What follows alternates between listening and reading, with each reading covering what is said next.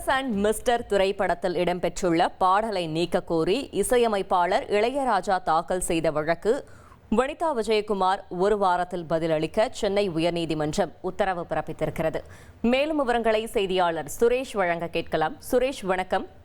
இந்த வழக்கு தொடர்பான முழு தகவல்களை சொல்லுங்க. வணக்கம். நடிகை வனிதா விஜயகுமார் தயாரித்து நடித்திருக்கக்கூடிய மிஸ்ஸஸ் அண்ட் மிஸ்டர் திரைப்படத்துல இசையமைப்பாளர் இளையராஜா இசையமைத்த மைக்கேல் மதன காமராஜன் படத்தில் இடம்பெற்றிருந்த ராத்திரி சிவராத்திரி பாடல் இடம்பெற்றிருக்கிறது. தன்னுடைய தான் இசையமைத்த இந்த பாடலை தன்னுடைய அனுமதி இல்லாமல் மிஸ்ஸஸ் அண்ட் மிஸ்டர் திரைப்படத்தில் பயன்படுத்தி இருப்பதாகவும் அந்த பாடலை மாற்றி அமைத்திருப்பதாகவும் இளையராஜா தரப்பில் உயர்நீதிமன்றத்தில் உரிமையியல் வழக்கு தாக்கல் செய்யப்பட்டிருக்கிறது. அந்த மனுவில் இந்த படத்தில் தன்னுடைய பாடலை பயன்படுத்தியது என்பது பதிப்புரிமையை மீறிய செயல் என்றும் அதனால் உடனடியாக அந்த பாடலை திரைப்படத்திலிருந்து நீக்க உத்தரவிட வேண்டும் என்று இளையராஜா தன்னுடைய மனுவில் கோரிக்கை விடுத்திருந்தார்.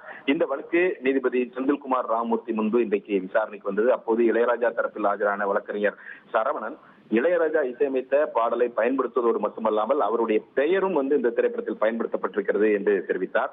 இதற்கு பதிலளித்த தயாரிப்பாளர் வனிதா விஜயகுமார் தரப்பில் ஆஜரான வழக்கறிஞர் ஸ்ரீதர் மூர்த்தி எக்கோ நிறுவனத்திடமிருந்து இந்த பாடலுக்கான அனுமதியை பெற்று பயன்படுத்தி இருப்பதாகவும் அதனால் பதிப்புரிமை மீறல் எதுவும் இல்லை என்றும் இந்த மனு குறித்து பதிலளிக்க அவகாசம் வழங்க வேண்டும் என்றும் கோரிக்கை விடுத்தார்.